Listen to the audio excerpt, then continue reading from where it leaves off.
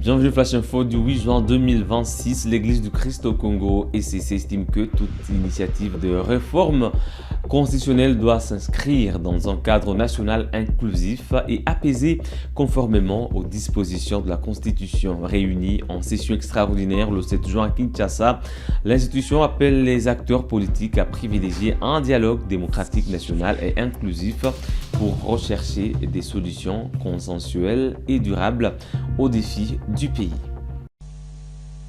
2. Des réformes constitutionnelles.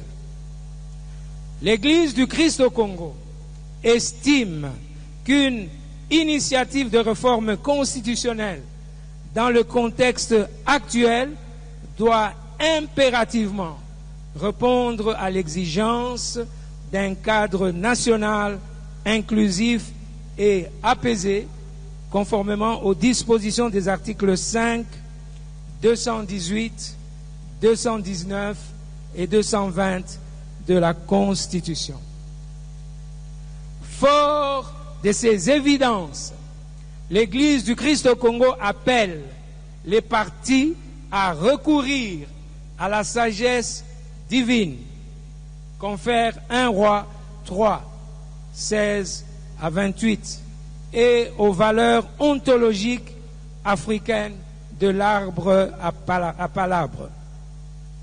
Le dialogue démocratique national et inclusif reste la voie idoine dans ce contexte précis, conformément aux résolutions 2773 et 2808 du Conseil de sécurité des Nations Unies, les résolutions de l'Union africaine et de l'Union européenne, ainsi que des accords de Washington et de Doha.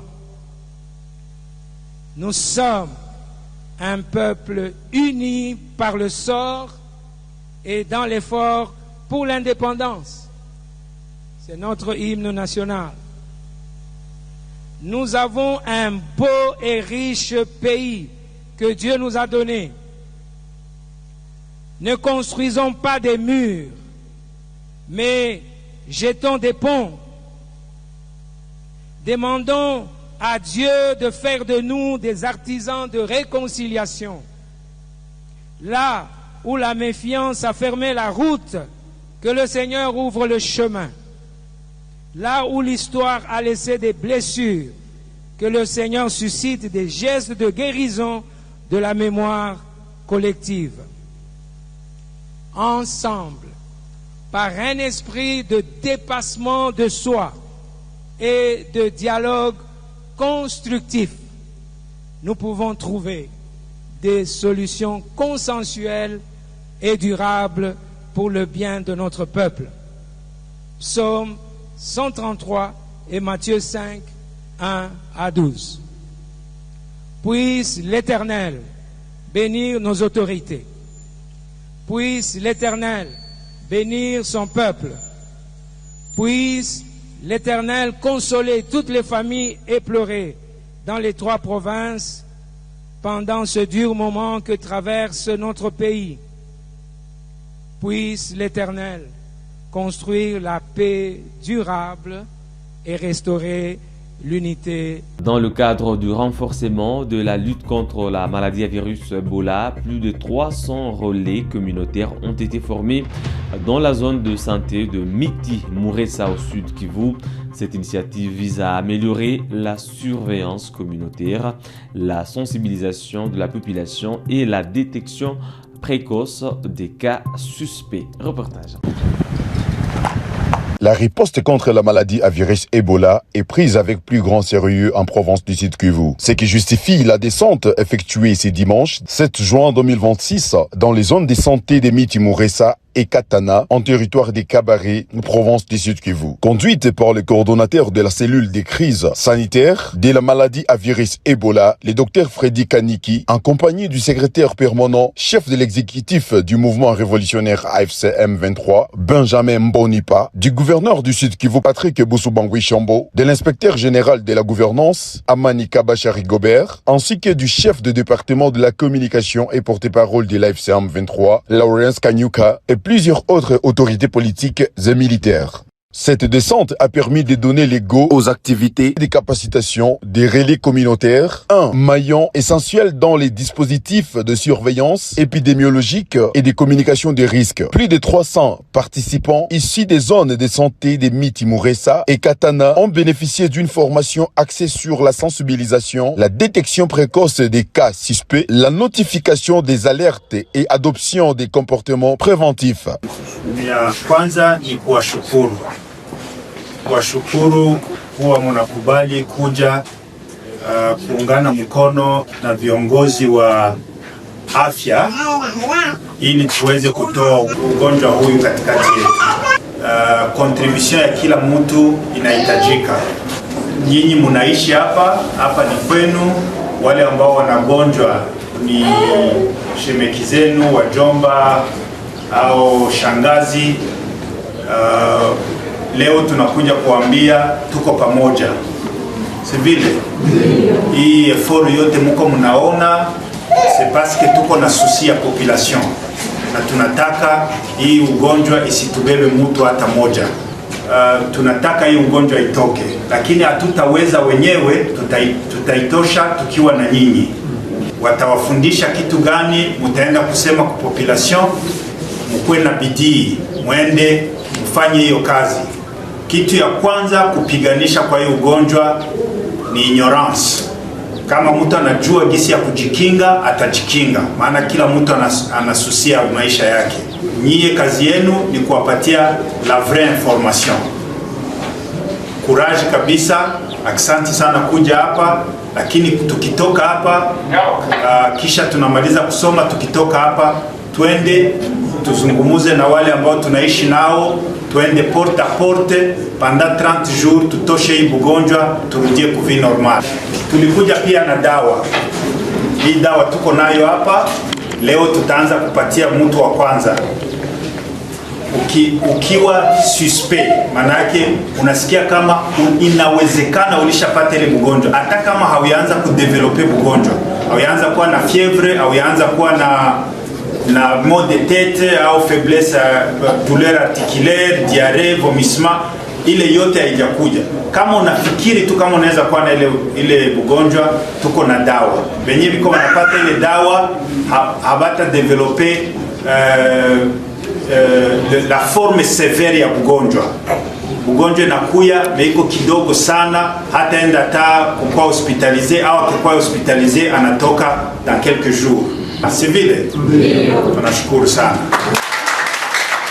Une attention particulière a été accordée à la localité de Kahungu, identifiée comme épicentre de l'épidémie, nécessitant une intensification des interventions communautaires et une mobilisation accrue des acteurs locaux.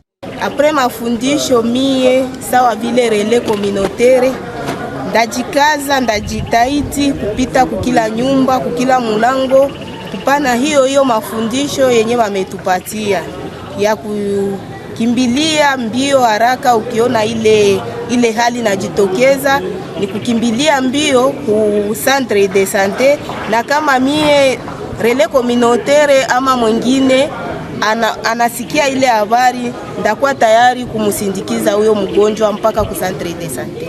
À l'issue de cette activité, les autorités ont effectué une visite d'inspection au centre hospitalier de Luiro afin d'évaluer l'état d'avancement des travaux d'aménagement en cours. Ces travaux, soutenus par Médecins sans frontières Espagne, visent à améliorer les capacités d'isolement, des triages et des prises en charge des cas confirmés et suspects conformément au protocole de gestion des épidémies hautement contagieuses. En fin de la journée, le docteur Freddy Kaniki a personnellement procédé à l'administration d'une perfusion intraveineuse du Remdesivir sur un cas suspect, illustrant l'engagement des autorités dans la prise en charge immédiate et sécurisée des patients, dans le respect des normes de biosécurité et des protocoles cliniques en vigueur dans les centres de prise en charge installés à Nyakadaka. Par cette mission, les autorités réaffirment ici leur détermination à contenir la propagation de l'épidémie en combinant intervention communautaire, renforcement du système de santé et coordination avec les partenaires humanitaires pour une réponse efficace et durable au bénéfice des populations du Sud Kivu. Restons au Sud Kivu où une délégation de la F-123 conduite par son secrétaire permanent et chef de l'exécutif Benjamin Mbonimpa a effectué vendredi 5 juin 2026 une mission d'évaluation à la SNEL et à la centrale hydroélectrique de la Ruzizi. La délégation a évalué l'état d'avancement des travaux, les conditions de fonctionnement des installations ainsi que les besoins du personnel. Reportage. Bukavu, le 5 juin 2026. Nous sommes venus nous rendre compte du fonctionnement de la centrale hydroélectrique de Ruzizi 1 et les difficultés rencontrées par l'équipe technique qui assure la maintenance pour le bon fonctionnement de la centrale.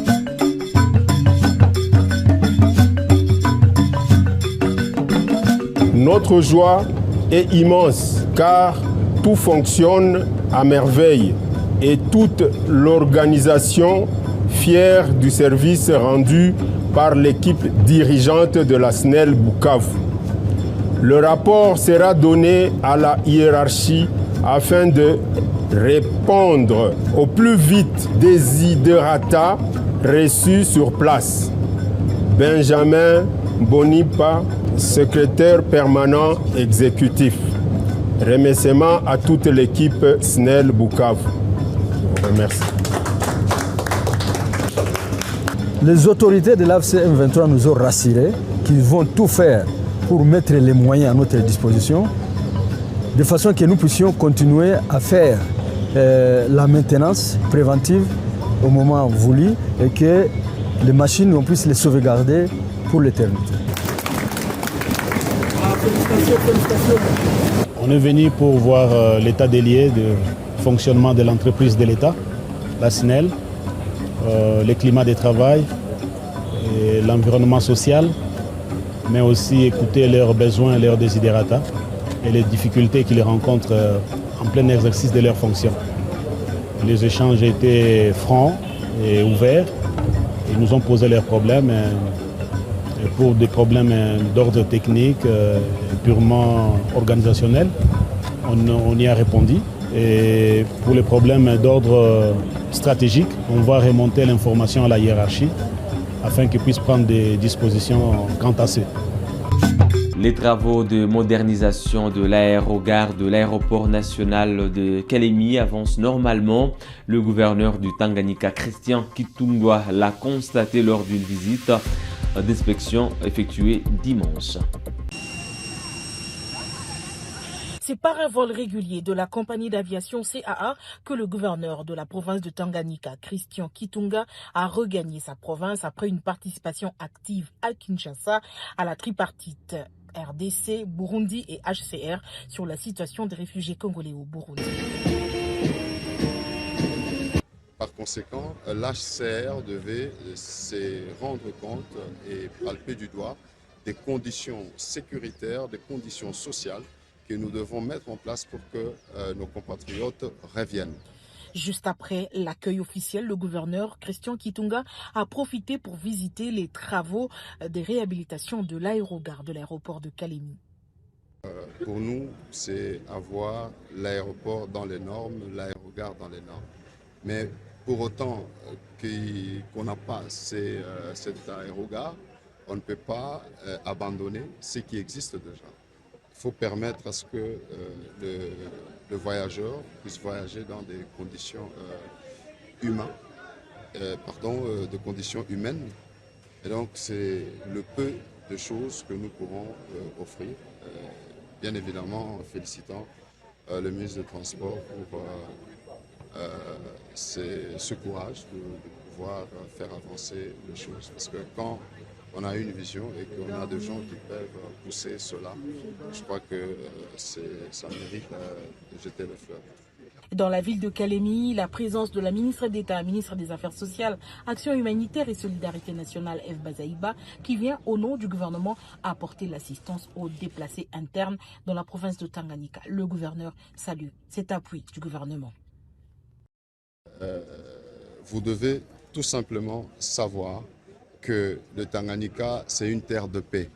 Et non seulement nous avons reçu des réfugiés, On a eu de milliers de militaires qui, venant de l'Est, ont été bien reçus au Tanganyika, encadrés, jusqu'à ce qu'ils ont été redéployés ailleurs.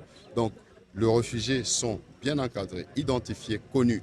Et le besoin, vous le savez, les besoins sont le besoin d'abord primaire et les besoins sont multiformes. Et donc, nous sommes encore plus encouragés. Nous avons vu son Excellence Madame Eve Bazaïba qui est avec nous ici à Kalemi pour encourager ces gens qui ont fui les atrocités de la guerre, nous imposer encore une fois de plus par le Rwanda. Et donc, pour nous, c'est voir que le gouvernement central est en train d'appuyer ce gouvernement provincial par ricochet sa propre population qui est dans les Tanganyika. Et ce dimanche, la ministre d'État va effectuer une série de visites dans plusieurs sites et familles d'accueil qui hébergent les déplacés internes. Plus de 2000 ménages sont concernés. Madame, Messieurs, voilà tout pour le Flash Info de ce lundi 8 juin 2026. C'est sur Kivu Morning Post. Merci à vous de l'avoir suivi à la fin. On se fixe un nouveau rendez-vous d'actualité. À très bientôt.